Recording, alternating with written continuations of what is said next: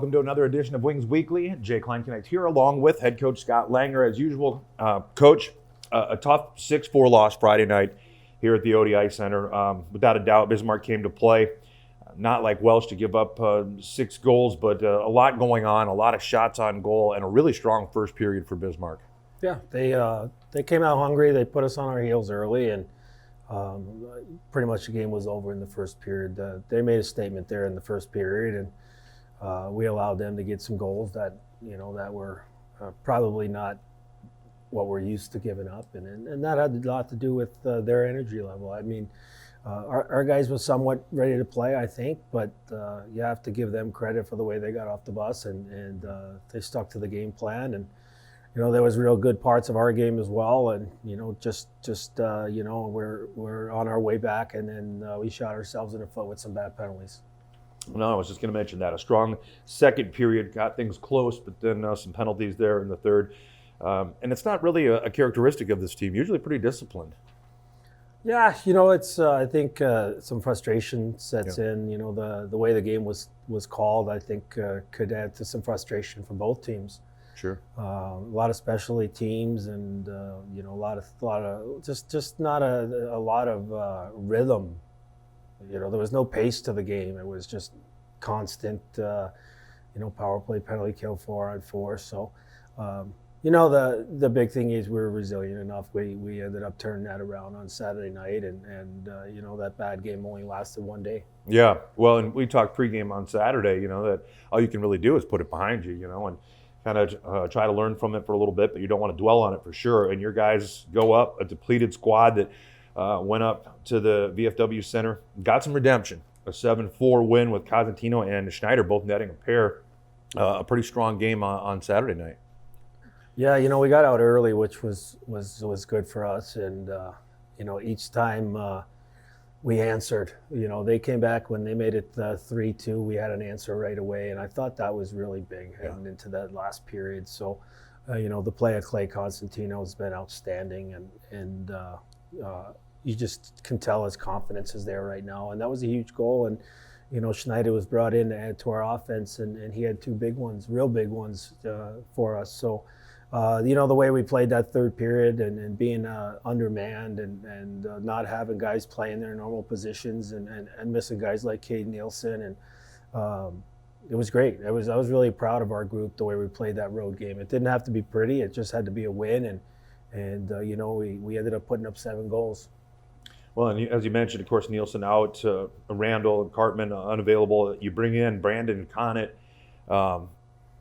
That day, I mean, it was a quick turnaround for him, but I thought he contributed and played really well. He played hard, great kid. He's playing with Alexandria there in the NA30, and he came in and he just did what he was supposed to do. He 8 minutes, and I thought he was really good defensively. He made some good plays that we almost scored on, but it's not easy to step in to a team 30-something games into the season and understand the structure and everything and how we play the game, but we needed someone to eat some minutes and give some guys some rest, and he did that. And a good job of it, for sure.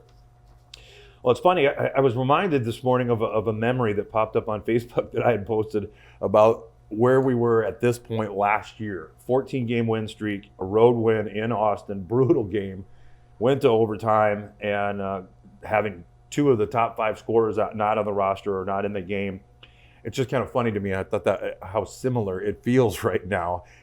Just guys hurt, missing Cade. And obviously, he was named top player for Great Britain. 2 goals, 6 assists in that tournament, so congratulations to him. But it'll be great to have him back, huh? Yeah, he's a big part of our team.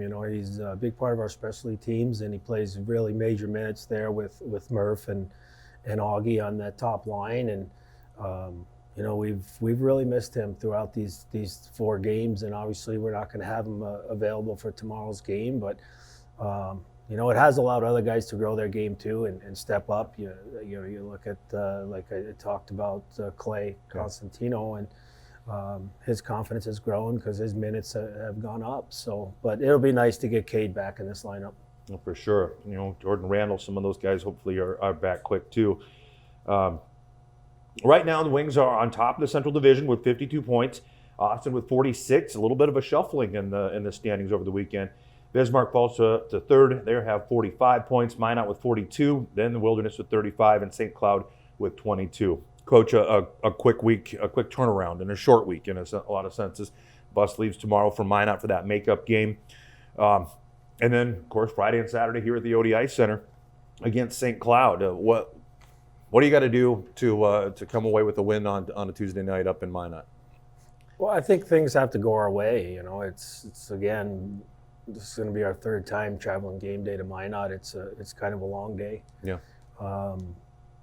But I think defensively we have to be really good, and you know, we have one up there on these single games. We were pretty opportunistic on our goal scoring. So, you know, it's a game that we really need. We need to take as many of these points as we can, but you know, I just think we have to be good. And today we practice, but it's just going to be everybody doing their thing, because we can't rely on just one or two guys or one or two lines. We have to dig into our depth, and you know, that'll help us be more successful at this time until we can get healthy and get guys back into the lineup. Yeah. Well, and then like we talked about, you come back early morning, Wednesday morning. Give the guys a day off, let them rest a little bit, and get ready for St. Cloud Friday? Yeah, well, you're not going to get anything out of a practice after that. Yeah. You know, you get back so late, and there's just, you know, I would think rest would be more important than actually practicing. So, you know, and then we got to play at home. So we got a lot of games in a very few amount of days, and you know, we just have to be sharp. Yeah. We just have to continue. You know, like the game we played there on Saturday in Bismarck. We had guys stepping up, and you know, every time there was some adversity, guys pushed back, and we just need to play that kind of game. Looking forward to it. All right, Coach, I won't keep you any longer. I appreciate you, though, coming on the show, and of course, best of luck against Minot, and then again at home here at the ODI Center against St. Cloud. Thanks. All right, folks, we'll take a quick break here and return with a player coming up after these words.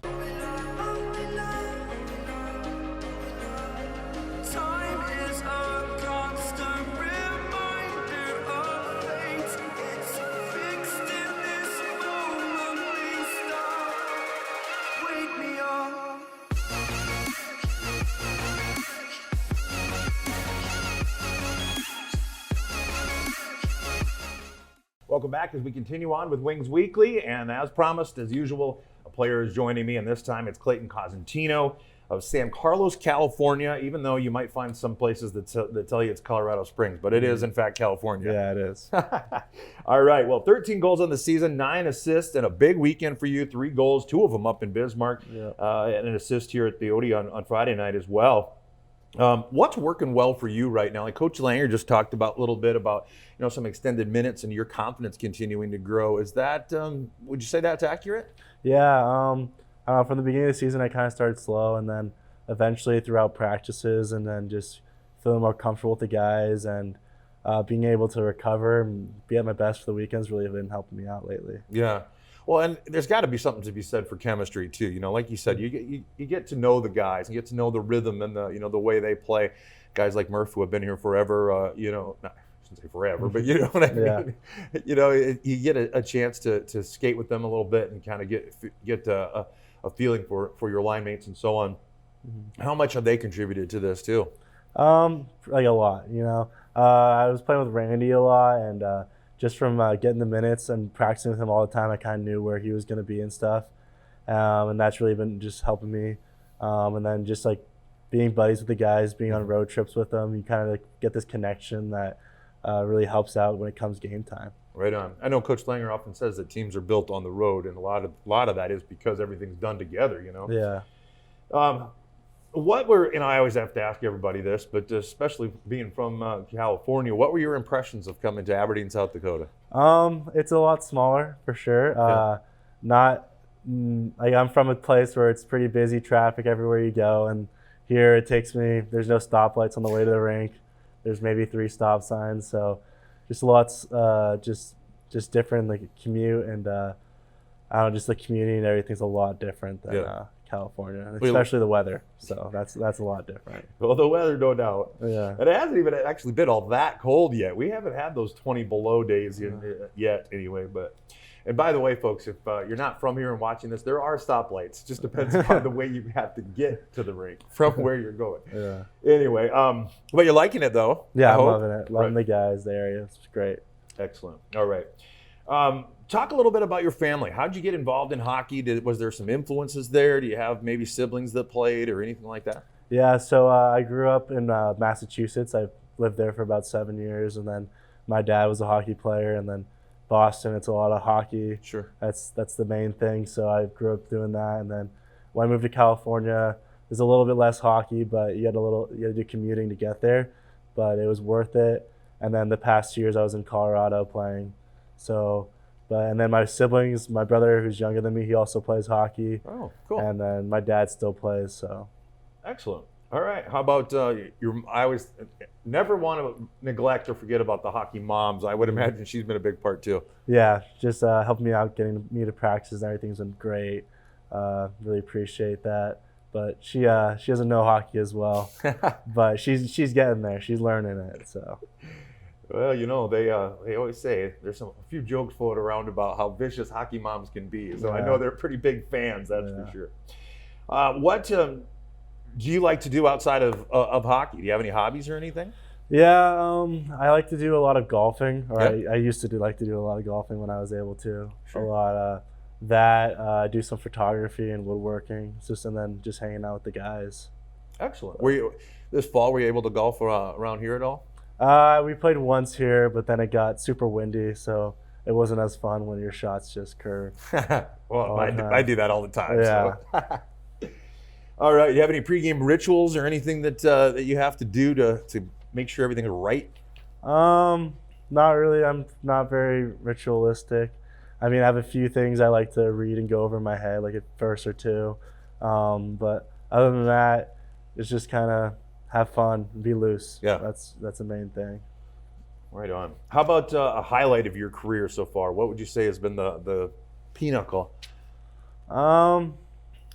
I mean, I won a state championship and stuff last year, but Cool. I don't know. Playing here has been great, and just how games been going so far, it's been pretty high for me. I can't complain about it. It's a great experience. Right. That's nothing wrong with a state championship too. You gotta love that. All right. I got a couple of kind of goofy questions here for you. Would you rather? Well, first of all, what's your favorite food? Like, if you had to pinpoint one thing, what would it be? Sushi. Sushi. Yeah. Okay. That's getting more and more common. It seems like that answer comes up a lot. Would you rather eat sushi every day for a year, like only sushi every day for a year, or not at all for a year? Every day for a year. 100%. Wouldn't get sick of it? No. There's so many types of sushi. Like I wouldn't. That's a good point. Even if it was one sushi, I could eat it every day. I love it. See, I'd get sick of it. I mean, no matter what it was, steak, whatever, I'd get sick of it eventually. And then you never want to have it the rest of your life. And then I'd figure, Yeah. But you're a sushi guy, gotcha. Okay, how about, would you rather go 100 years into the future or 100 years into the past? With what I know now, probably 100 years into the past. Just, I don't know. I kind of want to experience that, but the future, I don't know. You never know what's going to happen in the future. It's true. I never thought of that if you could go back knowing what you know now and how things work, that'd be a little bit of a game changer for sure. All right, well, we've got Minot road trip coming up tomorrow and make up from the snow from earlier this year. Mm-hmm. What is your absolute necessity that has to come on the bus with you? What's something you can't go on a road trip without? Pistachios. I love my pistachios on the road. Interesting. And our cards for playing card games. It's a necessity. I was thinking you were going to go pillow or something for sure, but pistachios. There you go, Pistachios folks. and cards. Yeah. Nice. All right. Well, you've played Minot. You've played St. Cloud, who's coming to the ODI Center Friday and Saturday. What do you think is a key going to be to take a couple of wins here on Tuesday and Friday and Saturday? Just a lot of D-zone coverage. I mean, I think we lacked in that a little bit this weekend, and I think if we get that down, I mean, we definitely got the scoring, putting up 10 goals on a weekend. Mm-hmm. I feel like if we have our D-zone coverage down, our tracking, then that's all we're going to need. All right. Well, there you go, folks. A key. All right. Well, I tell you what, I don't have a whole lot more for you here, but I appreciate you coming on the show. Thank you for having me. Yeah, you bet. Getting a chance for the folks to get to know you a little bit away from hockey and away from underneath the visor, so to speak. Tuesday night, of course, again, up in Minot, folks. Puck drop at 7:15. It is a makeup game from earlier this season. You can watch it at Buffalo Wings and Rings in Aberdeen or on hockeytv.com. Listen on 94.1 The Rock, hubcityradio.com, or the Rock app on your mobile device. Friday, January 17th versus the St. Cloud Blizzard. Free Kids Friday at the Odie. All kids 12 and under will receive a free ticket with the purchase of an adult ticket at the door. Hub City Harley-Davidson corporate game sponsor is Aberdeen Federal Credit Union. Saturday, January 18th, once again versus the St. Cloud Blizzard. Corporate sponsor is Hub City Harley-Davidson. College night. You show your valid college ID at the door and receive $2 off admission. Post-game party with the Wings at Buffalo Wings and Rings.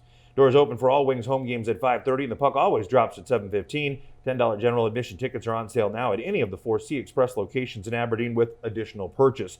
Or upgrade reserve seating by calling Aaron at 380-5852. Wings are taking another fan bus trip to Bismarck on February 1st. Tickets are just $50 and include your game ticket. Sign up at the Pro Shop at this weekend's games. For all the latest news and information on Wings, visit aberdeenwings.com or follow us on Facebook, Twitter, and on Instagram. Remaining reserved season tickets and corporate night sponsorships are still available. Call Aaron for that as well, 380-5852. Once again, my guest in the second portion here has been Clayton Cosentino. Thanks so much again for coming on the show. Thanks for having me. You bet, folks. That's pretty much going to wrap it up for this week's Wings Weekly.